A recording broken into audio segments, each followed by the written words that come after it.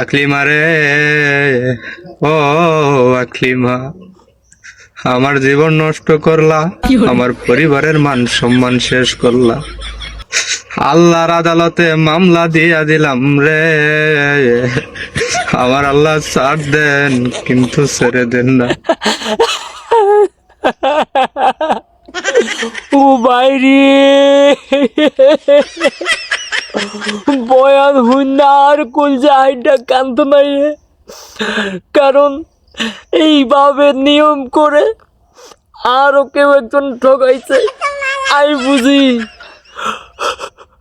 ঠকে যাওয়া মানুষের ভিতরের যন্ত্রণা আমি বুঝি। কিভাবে নিয়ম করে ঠকাইছে। আমি তো এইভাবে আল্লাহর আদালত বিচার দেই না, এবার দেই ডেউটা গেছে যখন দিয়া আল্লাহ চশমাটা চোখের মধ্যে দিমু দেই। আল্লাহুম্মা আমিন। শারমিন রে, ও শারমিন, তুই আর মান সম্মান শেষ করলি,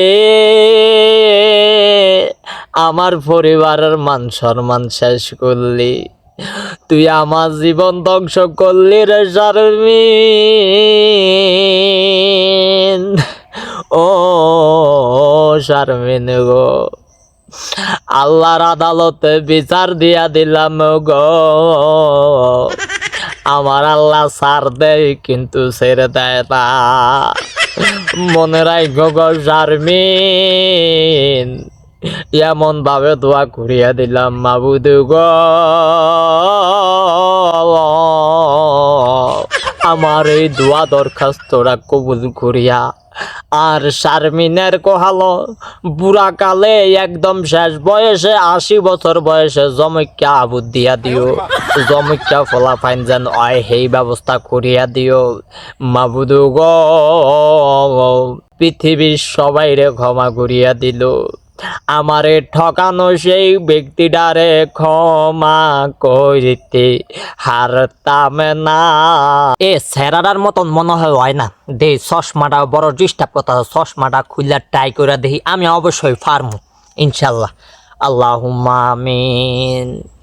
শারমিন রে, ও শারমিন, আমার জীবন নষ্ট করলা, আমার পরিবারের মান সম্মান শেষ করলা, আল্লাহর আদালতে মামলা দেয়া দিলাম রে। মনে রাখবা আমার আল্লাহ ছাড় দেয় কিন্তু ছেড়ে দেয় না, কোনো একদিন তোর বিচারও করব রে শারমিন। আল্লাহর আদালতে পৌঁছানোর জন্যই অপেক্ষায় থাক। আমার এত কষ্ট দিলি রে শারমিন, সেই কষ্ট সহ্য না করতে ভাইরা বুক ফাটা শিক্ষার মারি বালিশের উপর তুই একাই তুইয়া ফুরিয়া থাইকা এমন চিৎকার মারি, কেউ শুনে না কেউ জানে না, অডলে চোখের পানি ঝরে, মাঝে মাঝে আমার বালিশ 3-4টা ভিজা যায়, ভিজা অডতল আমার চোখের পানির হিসাব করলে একটা সমুদ্রে পরিণত হইয়া যাইত।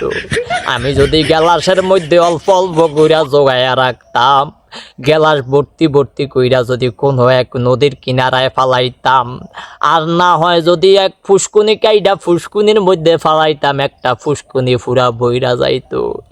এত আঘাত করলারে শারমিন, তবুও আমি তোমার এই অভিশাপ দেই না। এ শারমিন হুন গো,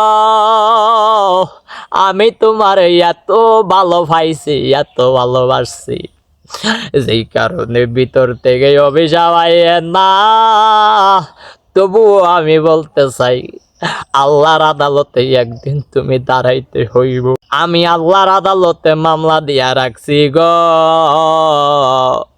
একদিন তুমি আল্লাহর কাঠ গড়ায় যাইয়া দাঁড়াইবা, ওই দিন তুমি আইবা আমার সামনে আল্লাহর কাঠ গড়ায় দাঁড়াইবা, ওই দিন আমি কমু আমি ওরে ভালোবাসছিলাম, ওই আমারে জীবন্ত লাশ বানাইয়া দুনিয়ার জমিনে রাখছে, আমারে জম ঠগান ঠগাইছে ইহুতি নে। জোরে জোরে বলেন ঠিক কিনা?